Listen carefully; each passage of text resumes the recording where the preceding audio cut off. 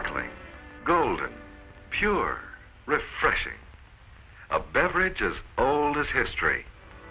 The ancient Babylonians were probably the first to brew beer. The Egyptians, too, brewed a beverage from fermented barley. It was a beer reserved for the great feasts of the day. The Roman conquest of Egypt introduced the beer to the Western civilization of the day, as Caesar and his warriors drank toasts to their victories. The Anglo-Saxon monks are credited with the development of many brewing formulas. The improved brews were well established as fine beverages, high in food value, by the time the Pilgrims set out for America.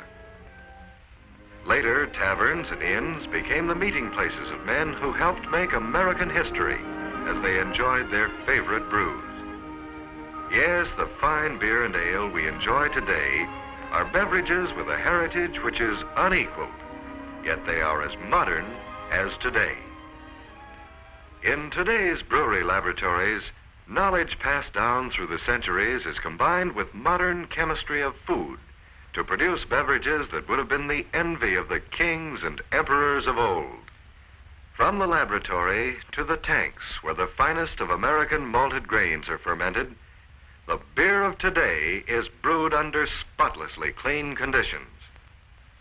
Modern scientific instruments control the entire brewing process.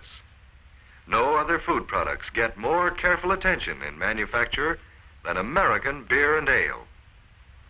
In addition, the brewing of this fine beer and ale today is one of America's great industries, contributing much to our economy. Some 400 modern breweries in operation today represent an investment of more than $2 billion in buildings and equipment. To staff these breweries requires nearly 100,000 employees, earning $350 million a year. American farms supply most of the ingredients required for brewing: barley, wheat, corn, rice, hops, and soybeans, thousands of tons of it. To be more specific, every year the farmers of America sell the breweries more than 1 billion pounds of farm products worth $250 million. From these fine golden grains, the breweries produce over 1 billion gallons of immaculately pure beer and ale in barrels, cans, and bottles to suit every taste, occasion, and personal preference. Beverages high in food value and rich in tradition, ready to add to gracious living the American way. About 1/4 of the spent grain goes back to the farms as cattle feed. Because of the high concentration of protein and fat, the spent grains are of special value in increasing milk production. In addition, the excess brewer's yeast is one of the richest sources of vitamin B complex. Much of it is used in preparation of vitamin extracts for medicinal purposes. These byproducts are, of course, untaxed. But the beer and ale itself are subjected to heavy direct federal and state excise taxes. Taxes which help pay the cost of fine schools, modern highways for our pleasure and communication, and operation of our government. Taxes on beer and ale provide $850 million a year to state and federal governments. This is in addition to the property and income taxes paid by the brewers, beer distributors, retailer, and their respective employees. The brewing industry is proud of its contributions to America in fine malt beverages, employment, raw material purchases, byproducts, and taxes. And so are the people who form the link between the brewers and the consuming public. As the connecting link, the men and women who distribute, sell, and serve malt beverages have a two-way responsibility. To the brewers, they are responsible for the protection of the quality of the beer and ale they handle. To the American public, the sellers and servers of beer have an even greater responsibility. And that's because, to the public, they are the brewing industry. They are good American citizens who take their responsibilities seriously. The distributors, for example, they know the importance of cleanliness. They make every effort to keep their storage buildings and delivery trucks spotless. Their drivers know the importance of friendliness, courtesy, and observance of traffic regulations. Grocers and takeout store operators, too, realize the importance of cleanliness, observance of the law, and service to the public. They know, for example, that the public expects them to stock beer and ale in the various sizes of bottles and cans available, as well as in a choice of brands. And as good American citizens, they know and obey the laws and regulations pertaining to the sale of beer, as well as all other laws governing their business. But the enjoyment of beer by Americans is not limited to family and neighborhood gatherings. Inns and taverns are part of American history. Today's taverns, though much more modern, strive to live up to the reputation established by the famous places of the past. Friendliness is still the aim, whether it be a sophisticated lounge, a small place in the industrial section of town, or the average tavern in the average neighborhood.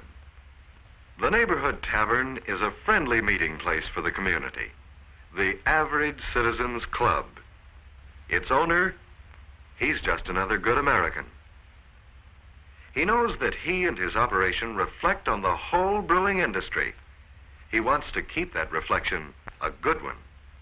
And that's why he practices the 5 tested principles of good tavern operation. First of all, he protects the quality of the beer and ale he sells by serving it at the right temperature, whether it be in bottles or on draft. Second, he knows that he's serving beverages which are made under immaculate conditions. He believes they should be served in clean glasses and in clean surroundings. What's more, he knows that a tavern should be a friendly place where people can relax, discuss issues of the day, and enjoy sparkling malt beverages. People who come into his place are his guests. You might call that hospitality, something people expect in a tavern. That's especially important when it comes to serving members of the armed forces, whether they be from a nearby post, just passing through, or residents of the community on leave. The tavern operator knows he and the community have a responsibility to servicemen and women. He works with armed forces officials in all matters which might involve his operation so far as servicemen and women are concerned. And that brings us to the next principle of good tavern operation: observance of the laws. A good operator knows that laws are designed to help preserve the rights of everyone. He makes every effort to observe them and cooperates fully with all law enforcement agencies. Being a good citizen is the 5th principle of good tavern operation. He knows the public expects him and other businessmen to take an active part in all worthy local activities. He knows he must also serve on committees and support activities like the Community Chest, March of Dimes, Cancer Fund, Chamber of Commerce, and similar organizations. Yes, quality of product, cleanliness, friendliness, observance of the law, and good citizenship. These are the principles. There are some who look for any opportunity to magnify every mistake and use it to seek prohibition of the malt beverages, which add to the enjoyment of gracious living. However, more than 1 million Americans are a part of this great industry. As long as they and the millions more Americans whom they serve continue to live up to the fine heritage of beer and brewing, we can continue to enjoy gracious living with the help of fine beer and ale. Gracious living, self-government, freedom, tied to the way of doing things that have made the American economy what it is today and have helped make America great.